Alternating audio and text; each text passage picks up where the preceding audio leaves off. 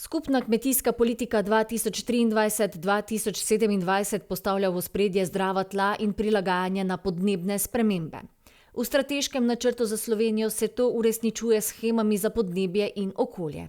Ena ključnih je intervencija IN P0807, konzervirajoča obdelava tal, ki spodbuja manj oranja in boljšo zaščito tal. Zdaj pa prisluhnimo, kako lahko tla postanejo naša najboljša zavarovalna polica. Zemlja je na točki, kjer se sama več ne more popraviti. In ta video je do tebe prišel z razlogom. Ampak rešitev je čisto preprosta. Regenerativno kmetijstvo. Sliši se zakomplicirano, ampak je čisto simpel. Ne izčrpavaš zemlje, ampak ji pomagaš, da se obnovi. Kako?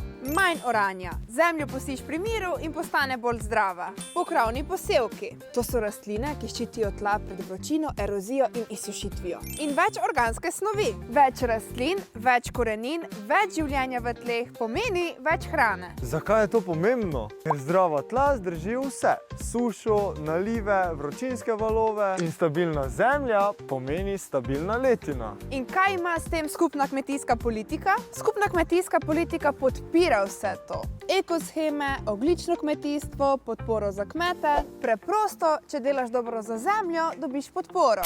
Torej, regenerativno kmetijstvo je zelo preprosto. Ko mi skrbimo za zemljo, zemlja skrbi za nas.